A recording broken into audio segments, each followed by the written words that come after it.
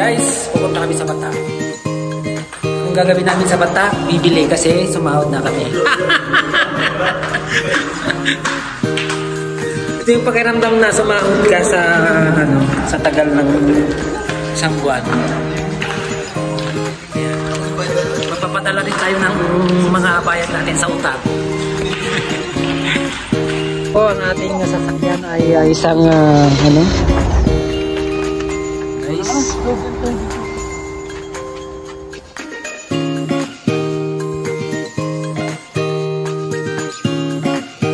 Sa ngayon, marami nang pinagbago. Wala na yung Manila Plaza dito. Ay, nasunog nga nung dati.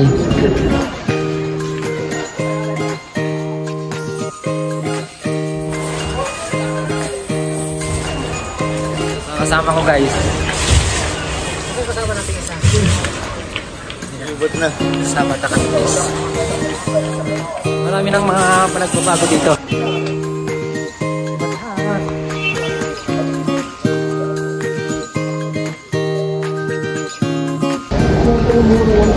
Hypermarket.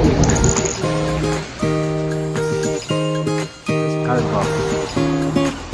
Yung mga Pilipina nakaabaya lahat ngayon, hindi na sila nakaabaya.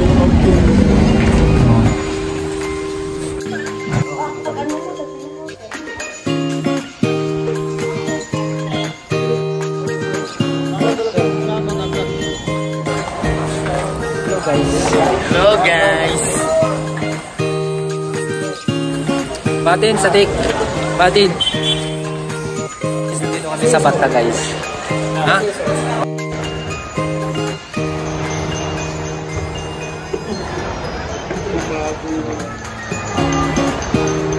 Sige lang. So may mga haling inasal. Mino, yes. Ito yung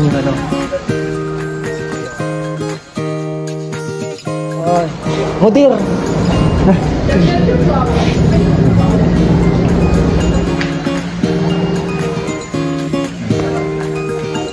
Hello.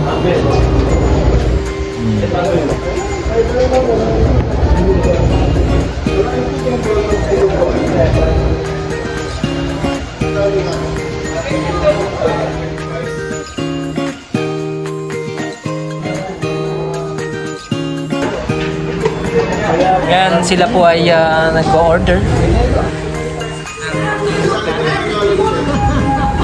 Kuya Jo Marie!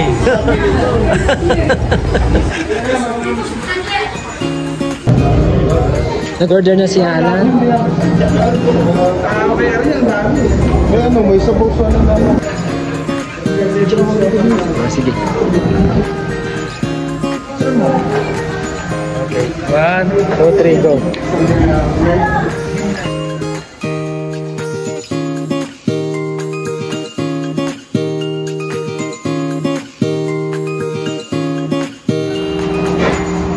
Ay 180 real. Time Hugas ako ni Bangkay. Bangkay may 20 pa akong kukunin.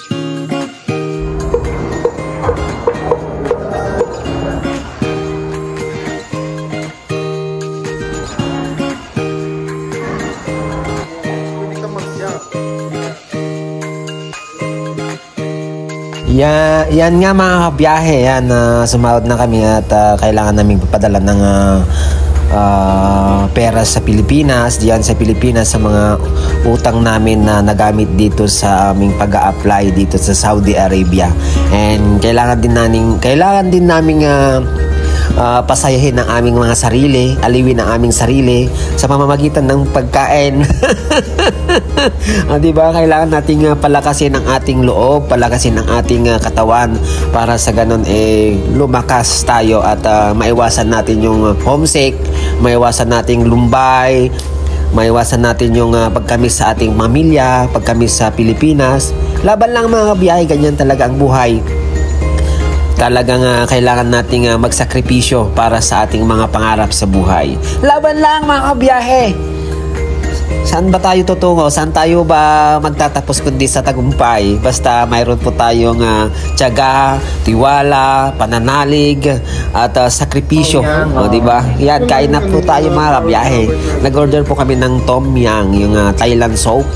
At meron din po kaming in-order na dinuguan at saka bulalong baka. O di ba? Napakasarap. Pilipino pero ang server natin ay isang Indiano ata yung pero marunong magtagalog. Nandito kami ngayon sa Bata sa may parang sentro ng Riyadh. Dito yung mga namimili puro halos mga Indian, Pilipino, Pakistan, Bangladesh. Nandito na lahat mga kabiyahe. And parang Pilipinas na Pilipinas. Kung pupunta ka ng Divisoria, yun, ang daming tao mga kabiyahe dito sa may Batha, dito sa may Riyadh, Saudi Arabia.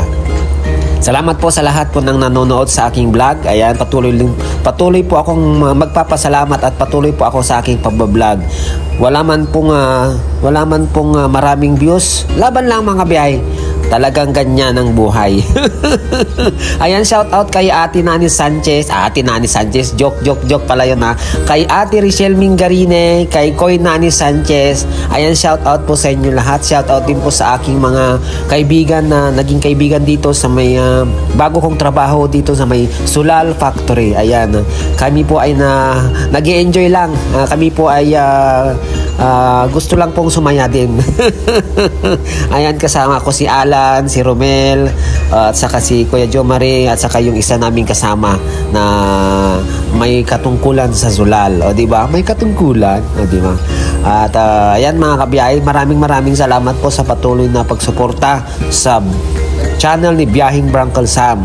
And ako po ay nagpapasalamat po sa inyo lahat at sa patuloy nyong suporta sa akin. Thank you very much for my new subscriber. Road to 30,000 subscriber na tayo mga kabiyahe. Yalla! Zura! Thank you! God bless you all mga kabiyahe.